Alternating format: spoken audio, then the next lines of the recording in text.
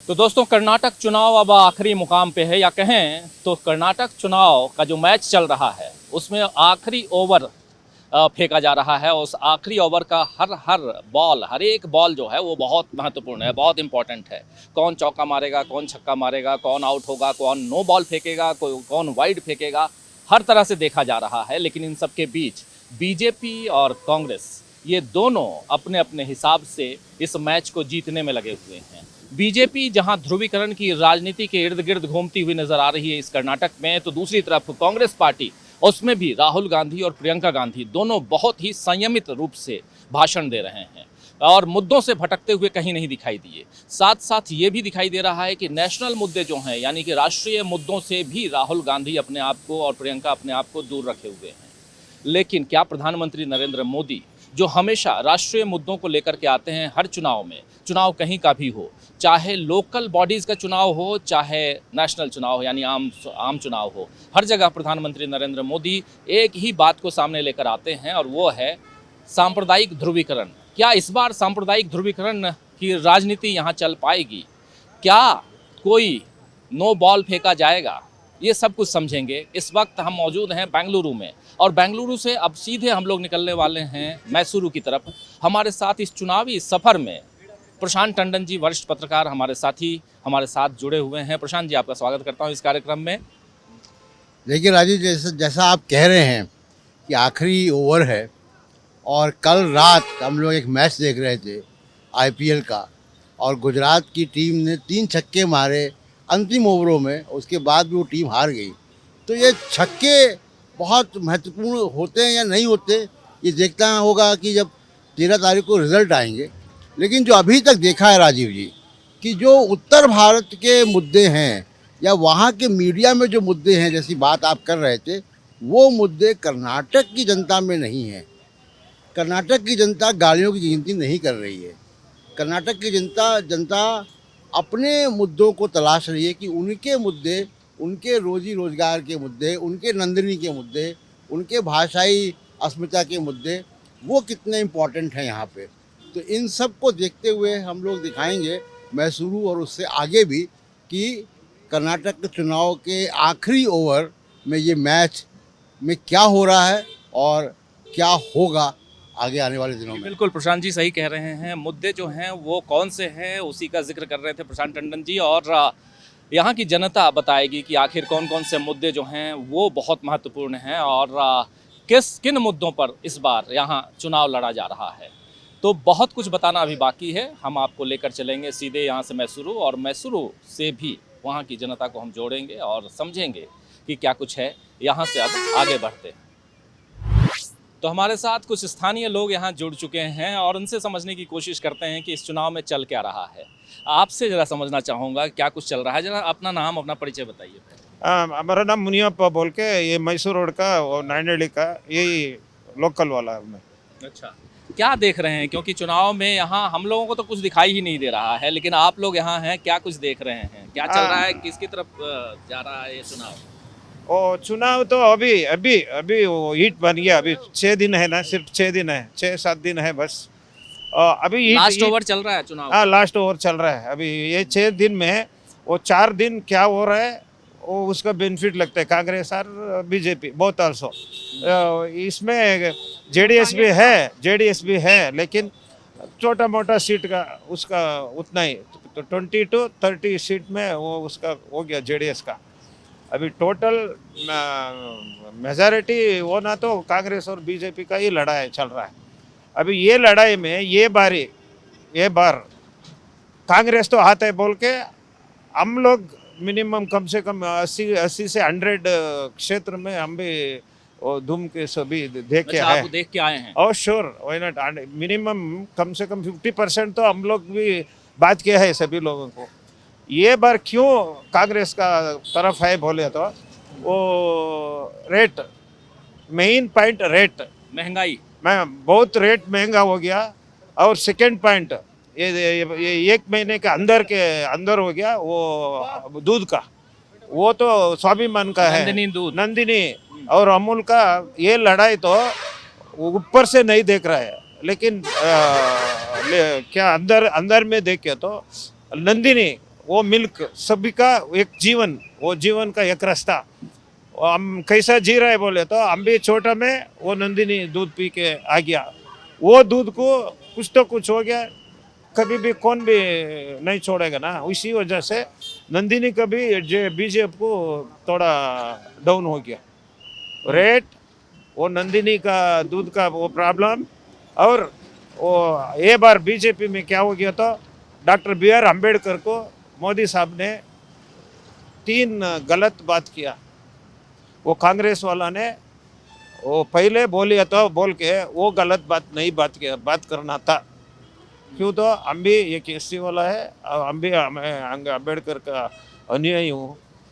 क्या बोले तो कांग्रेस वाला वो टाइम में वो देशद्रोही बोल दिया था ना, वो बहुत गलत बात है। कभी भी कौन भी बाबा साहब अम्बेडकर को ऐसा बोलने को नहीं होता है, उसका हिम्मत भी नहीं होता है। इसीलिए वो ये 3-4 पॉइंट में ये बार बीजेपी तक इधर नहीं आता है। आपको लगता है बीजेपी नहीं आ रही है? आपको क्या लगता है, आप भी वोटर हो यहाँ, दोगे आप वोट तो दोगे? हिंदी क्या कुछ चल रहा है? अगर हिंदी बोल पाओ तो बहुत अच्छा है, थोड़ा थोड़ा टूटी फूटी जैसे भी बोलो। We love Modi. No one can beat Modi.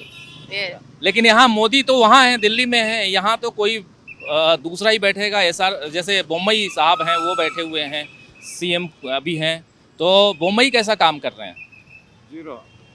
Bommai, I don't know, but Modi is best. Modi को तो वहाँ लड़ाओगे सेंट्रल ना में। आप, सेंटर में ना। यहाँ पे भी मोदी को बुलाना है, मतलब उनका डिमोशन करोगे? हाँ, इधर From Modi, we are all there. No. मतलब बीजेपी कह रहे हैं आप? ನನಗೆ ಹಿಂದಿ ಇಲ್ಲ, ನಂಗೆ ಹಿಂದಿ ಬರಲ್ಲ. ಕನ್ನಡ ಕನ್ನಡ कन्नड़ा में ये बोल रहे हैं आप, ये- कन्नड़ा में बोलो, आप थोड़ा हाँ, ट्रांसलेट हमें- कर रहे हैं।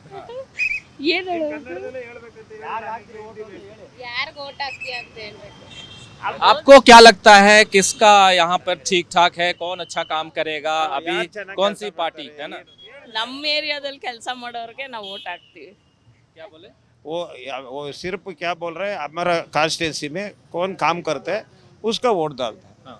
अच्छा, ये समझना चाहूँगा आपसे कि कंस्टिट्यूंसी के हिसाब से क्या जैसे वो बीजेपी का कैंडिडेट है या जेडीएस का है या कांग्रेस का है, अगर वो अच्छा काम कर रहा है तो लोग उसकी तरफ जा रहे हैं, ऐसा भी है क्या? सर 100% वही, वो फर्स्ट पॉइंट वही है, कौन काम करता है उसका तो कभी भी नहीं छोड़ेगा ना। क्यों तो हमारा कॉन्स्टिट्यूंसी में अभी मैं सिर्फ बोलना तो वो यशवंतपुरा कॉन्स्टिट्यूंसी, ये एसटी सोमशेखर वो कांग्रेस में था, बीजेपी गया यशवंतपुरा।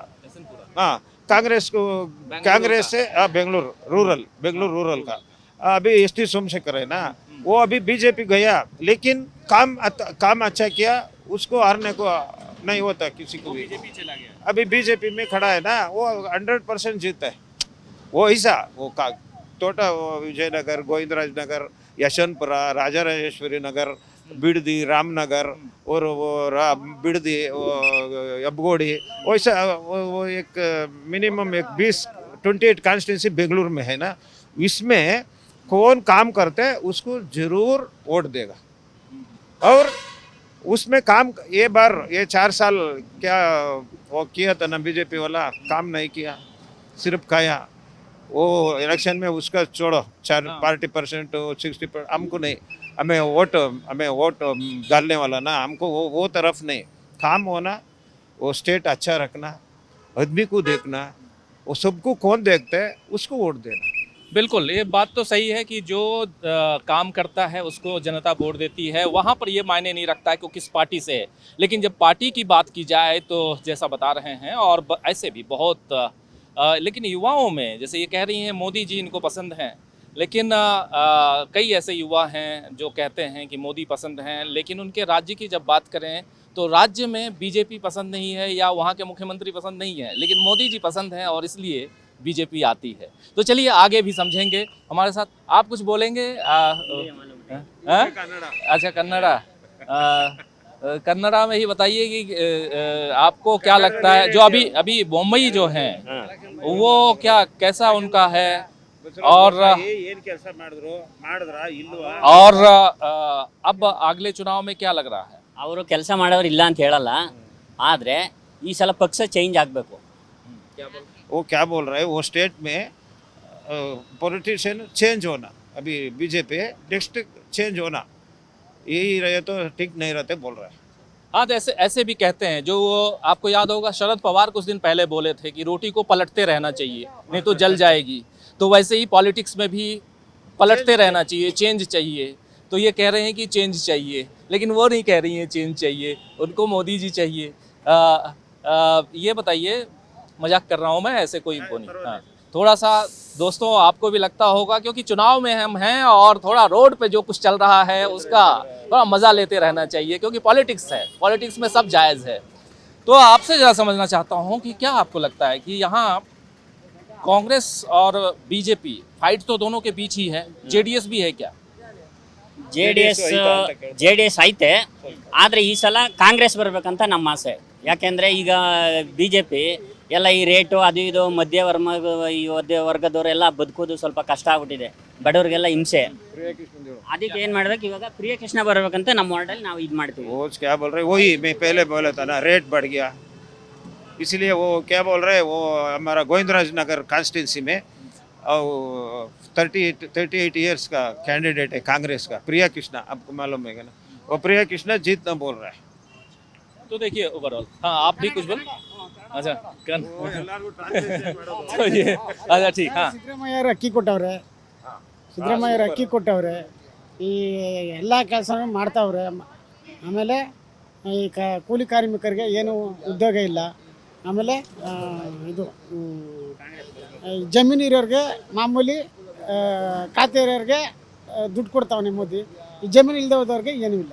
क्या बोल रहे हैं? वो क्या बोल रहे हैं, अभी सिद्धरामैया ने चावल दिया, वो सिद्धरामैया सीएम होने के टाइम पे चावल दिया, वो बेनिफिट तो दिया, लेकिन अभी वो पानी वाला को पैसा दे रहे हैं ये सरकार। लेकिन हम लोग क्या करना, हमको काम नहीं, कुछ भी नहीं ना, हम लोग ऐसे रहना ना, इसलिए वो चेंज हुए तो हमको भी अच्छा होता है। वो तो सिद्धरामैया का मेंटालिटी है सिद्धरामैया तो कांग्रेस कि सिद्धारमैया जो है वो ಅವ್ರ ಸರ್ಕಾರ, ಕಾಂಗ್ರೆಸ್ ಸರ್ಕಾರ ಇದ್ದಾಗ ಯಾವುದೂ ಅನ್ಯಾಯ ಆಗಿಲ್ಲ ಸರ್, ಎಲ್ಲ ಒಳ್ಳೇದಾಗದೆ. ಈಗ ಮುಂದೆ ಅದು ಬರಬೇಕು. वो क्या बोल रहे हैं, कांग्रेस आए तो सब भी अच्छा होता है, इसीलिए कांग्रेस आना बोल रहा है। ए छोटा ठीक है। तो आप देख रहे हैं, हम ज़मीनी हकीकत बताने की कोशिश कर रहे हैं कि क्या कुछ चल रहा है और कर्नाटक के चुनाव में। चलिए अब आगे बढ़ते हैं, कुछ और लोगों से मिलेंगे, कुछ और बातें करेंगे और समझेंगे कि कर्नाटक में क्या कुछ होने जा रहा है। तो यहाँ से अब चलें आगे।